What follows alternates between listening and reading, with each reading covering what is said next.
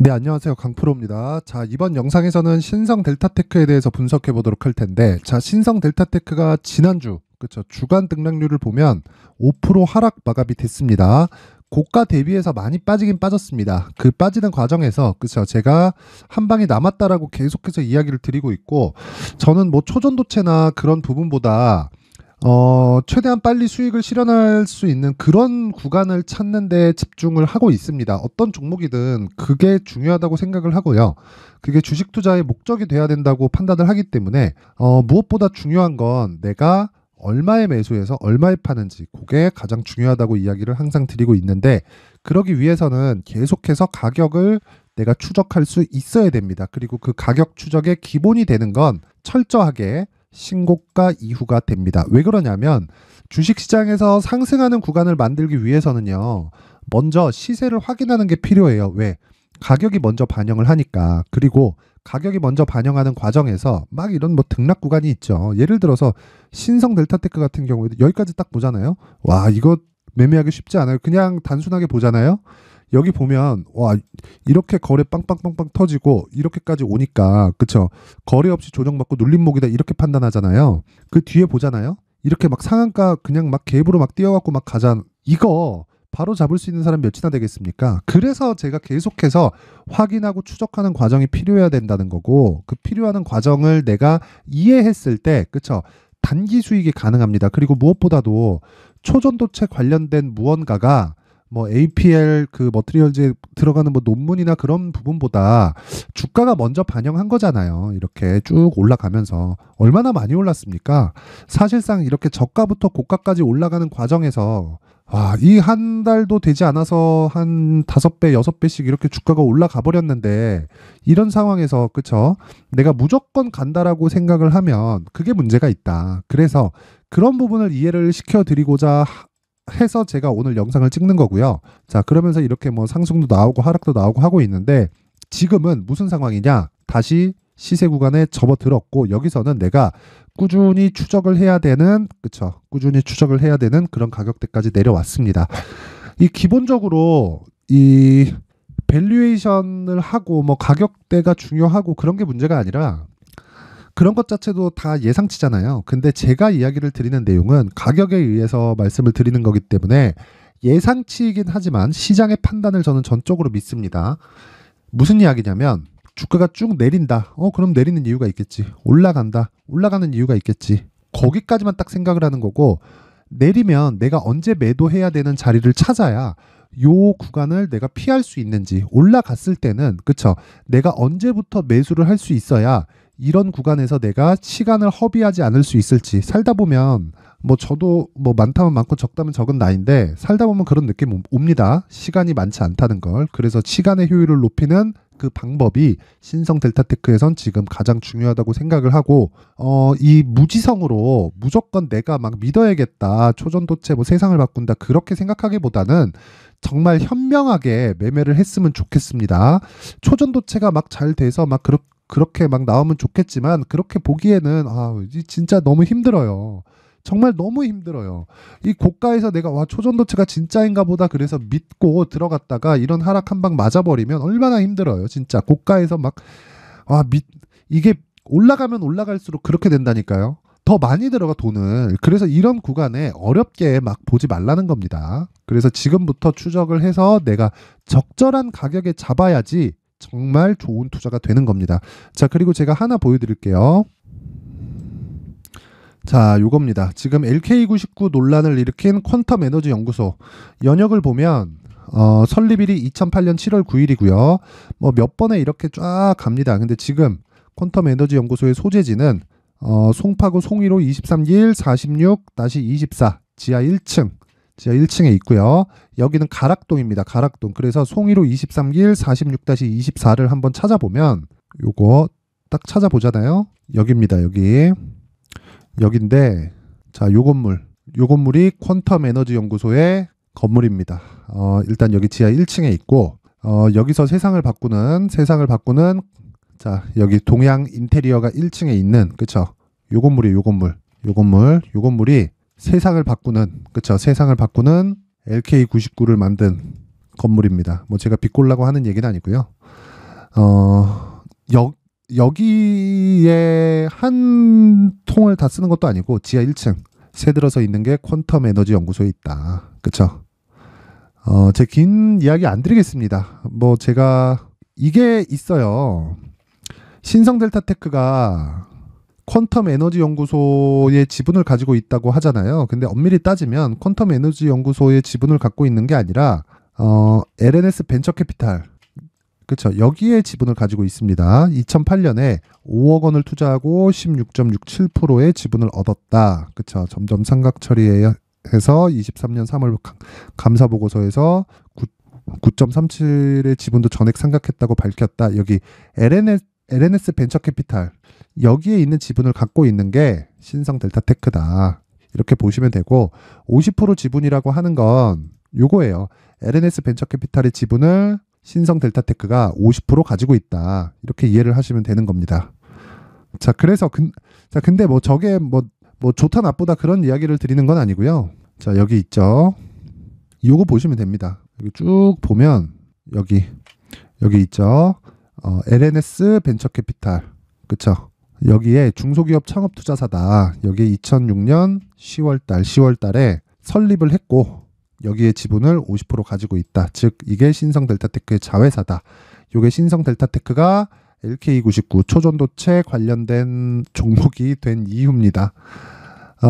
제가 뭐 나쁘게 이야기를 드리려는 건 아니고요. 상승 가능하지. 상승 가능한데 그건 신성 델타테크가 초전도체 때문이라기보다요. 무엇보다 이 가격으로 인해서 상승이 가능하다는 거를 이야기 드리기 위함이고, 일단 제가 이 신성 델타테크의 그 IR 담당자하고도 통화를 했습니다. 그 LNS 벤처 캐피탈 측에서 지금 투자하고 있는 그 퀀텀 에너지 연구소하고의 뭐 관계가 어떻게 되느냐 뭐 그런 얘기를 물어봤는데, 뭐 그 내용은 제가 따로 제가 이 소통방을 통해서 공개를 하도록 할 테니까 뭐 그런 부분은 이따가 제가 안내 사항에 따라서 오면 들어보실 수 있을 거고, 그리고 요 내용입니다. 어쨌든 지금 해야 되는 건 가격이 중요하다는 겁니다. 가격이 중요했을 때, 자, 요런 이 단기 수익, 그쵸? 50% 이상의 단기 수익, 적어도 한 20에서 한 30% 정도의 단기 수익은 충분히 얻을 수 있는 그런 가격대까지 내려왔어요. 내려왔기 때문에 기술적인 내용에 대해서 제가 이야기를 드리는 거고요. 무엇보다 여기서 중요한 내용은 신성 델타테크의 가격을 내가 어떻게 잡을 거냐. 그쵸? 그 가격대를 잡았을 때 단기 보유 전략 2주 안에 내가 수익을 낼 수 있는 가격대를 잡아야 되는데 그걸 어떻게 할 거냐. 이렇게 이야기를 드리는 거고, 그리고 무엇보다 중요한 내용입니다. 2주 안에 수익을 내는 가격대를 내가 못 잡았잖아요. 그럼 그 투자는 실패한 겁니다. 실패한 거예요. 시간하고 타협하면서 수익을 본다. 그러면 뭐 여러 가지 다른 방법들이 많잖아요. 그렇죠?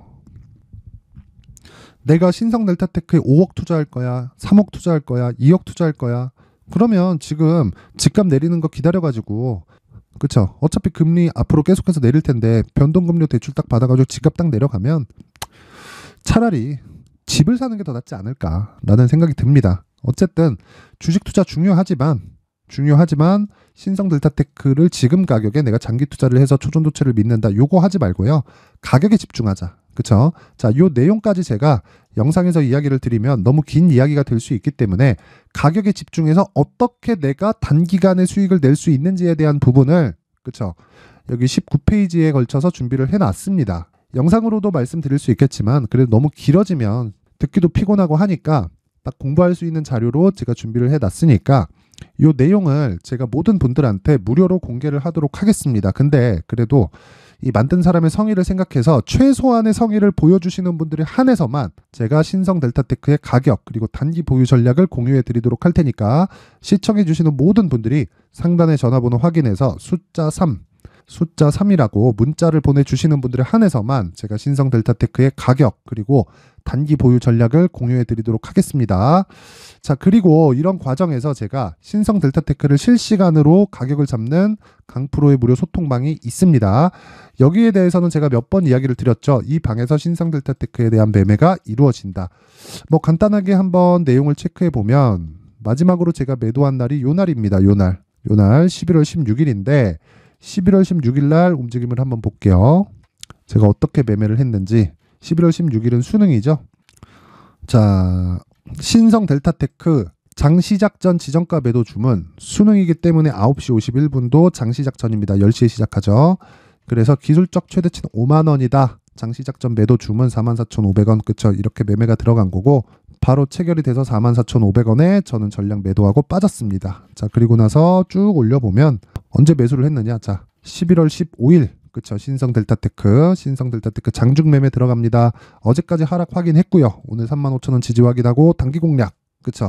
이렇게 매매를 하겠다. 뭐 중간중간 제가 가격을 바꿔요. 이렇게 매도하는 가격 이렇게 바꾸니까 이런 부분 참고해서 보시면 되고, 이런 내용을 내가 사전에 받고 싶다 하시는 분들은 소통방으로 들어오세요. 정말 내 매매하기 너무 어렵다 하시는 분들은 소통방으로 오시면 되고, 제가 딱 1000분까지만 받겠습니다. 원래 한 500분에서 그치려고 했는데 그래도 열어달라는 요청들이 많아서 제가 1000분까지만 받도록 하겠고, 딱 주말까지 1000분이 채워주면 끝이고, 뭐 다음 주라도 1000분 한도로 제가 받을 테니까 상단에 있는 전화번호로 참여라고 문자를 보내주시는 분들에 한해서만 제가 신성 델타테크의 그쵸? 실시간 내용을 받아볼 수 있는 강프로의 무료 소통방으로 제가 입장 링크를 공유해 드리도록 하겠습니다.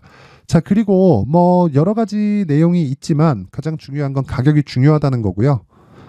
아까 전에 제가 말씀드렸잖아요. 가장 중요한 건 가격이라고요. 그래서 진짜 가격에 대해서는 집중해서 다들 보셨으면 좋겠고요.